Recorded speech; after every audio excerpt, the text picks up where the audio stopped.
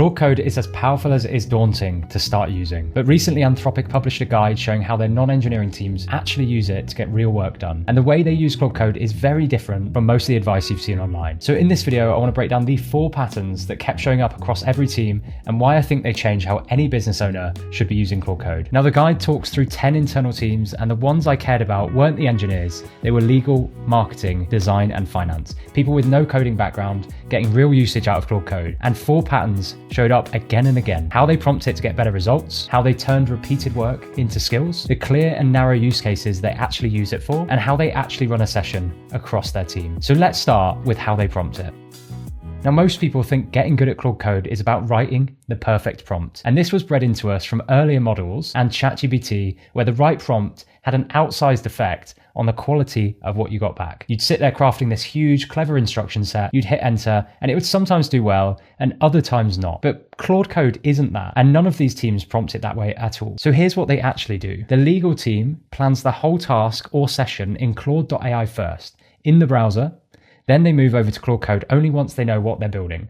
And importantly, they tell it to slow down and go one step at a time. So they're not expecting everything to work out of the box from a single instruction. The product design team keeps a custom memory file that practically says, I'm a designer with little coding experience, give me smaller, incremental changes. Then growth marketing brainstorms the entire workflow up front before writing even a single prompt. And the data team has their finance people write a plain text file describing their workflow. Then they just drop it into Claude Code to run it. So if you take the common threads here, nobody's actually writing clever prompts. They're doing 3 things. They're creating a context memory file that tells Claude who they are and how they work. And then finally, they're going after a task step by step, not expecting one giant ask to return an exact result. And that context or memory file is the bit that most people skip. The stuff Claude knows about you before you've typed anything is absolutely critical to getting good results. So if we translate it back to your setup, it's all about being specific in your Claude.md file and any other shared context field that you load in, like how you sound in your brand voice files or who you target in your positioning file. So this all feels closer to organizing something like a Notion page rather than actually coding or prompt engineering. So it goes back to highlight the importance of getting the context right, and then prompting becomes actually the trivial part.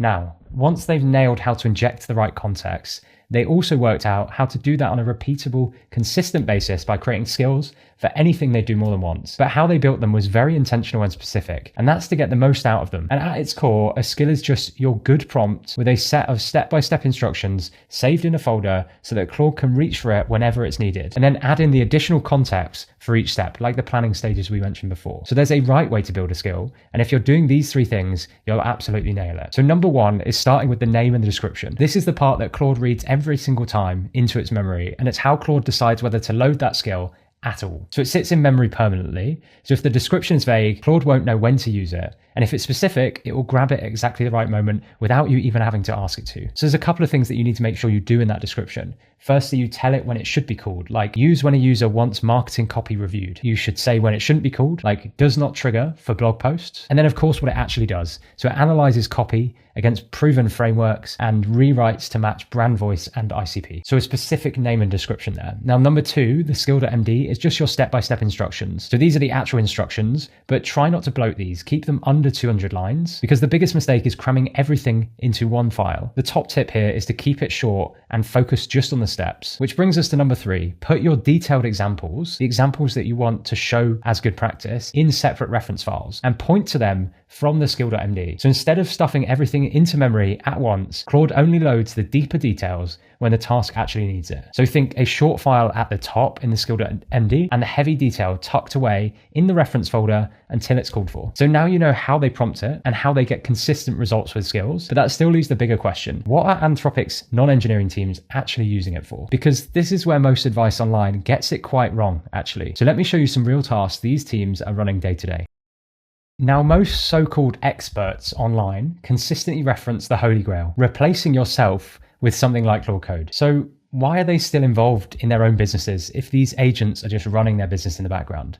And as you'd expect, Anthropic's own non-technical teams don't do that at all and don't advocate for doing that. Not one of them talks about autonomous tasks as a huge contributor to the value and results they get from Claude Code. But what they actually do is much narrower. So growth marketing is literally just a team of one person at Anthropic. That's right, literally just one person. So they built a workflow that takes a spreadsheet of hundreds of existing ads and spins out hundreds of new variations from those existing ads ads in minutes. But they, as the human in the loop, still pick out which ones go live. They also built a Figma plugin that turns one mock-up into 100 ad variations for them to review. Now, the legal team built tools to route reviews to the right lawyer. So it's effectively augmenting the admin work they'd usually do. Now, product design shipped a copy change across an entire code base in 2 30-minute calls. So instead of a week back and forth, they were able to actually make those changes across what I can imagine is a huge code base in 30-minute calls. But if you reflect again on the shape of every one of those tasks, Claude is doing the heavy, repetitive lifting, the generating, the finding, the drafting, and the human is staying at the decision point. So the marketer doesn't ask Claude to run the ad account. They ask it for the time-consuming, repeatable steps, the 100 variations of ads from an existing ad. Then they choose. That's the difference between augmenting your work and trying to go completely autonomous. And there's a detail in the marketing example there worth pulling out. They didn't write one giant prompt to make all those ads. They actually split it into 2 specialized sub-agents. So one that only writes headlines and is specialist at that, and one that only writes descriptions. And the reason that works so well is each one runs with its own clean context, focused on a single job. So it's the same principle again as the skills. Small, focused, composable. We can use them together with other skills or agents too. But you can see they all use them as a narrow worker that does one thing instead of a giant prompt that tries to get it to do absolutely everything. And this is what I mean when I say humans in the loop used as a design choice. So every one of these workflows we've seen is the same shape. They have an input, they're doing some sort of data transformation in the middle, and they have an output with a person sitting at that output checkpoint to do the review. So the system's doing the grind on the repeatable work, and then it stops and actually waits for you. And that checkpoint is the thing that makes the output good enough to actually ship, preventing AI slop, so to speak. So pattern 3 then is don't automate yourself out of it.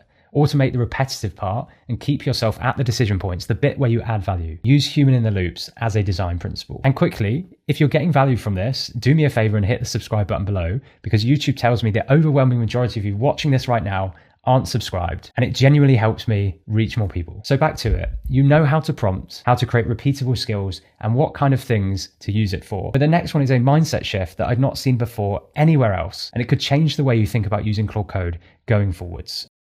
So let's imagine a scenario. You start a session, you've exchanged 10 messages back and forth, and Claude starts to drift off course. It's time to start correcting it, re-explaining, getting it to work back some of the mistakes it's made. That's probably sounding quite familiar. It's pretty much ChatGPT 101 right there. But believe it or not, Anthropic's team do the complete opposite of this. They treat Claude Code like a slot machine. And this is the data science team's actual phrase. Save your state, let Claude run for 30 minutes, then either accept the result or start completely fresh. And the engineering team backs this up. They save checkpoints constantly so they can roll back in seconds. And they're honest that Claude nails it on the first go only about a third of the time. The product team starts every session from a clean slate for the same reason. And across all 3 of those examples, nobody tries to correct the mistakes if they get a bad output. They actually reset it and rewind it. And you can literally do this with a rewind flag inside Claude Code. And I know that I'm guilty too of trying to get it to correct itself, because the instinct here is that actually starting over wastes the work and takes longer. But apparently restarting fresh actually has a higher success rate than trying to rescue a session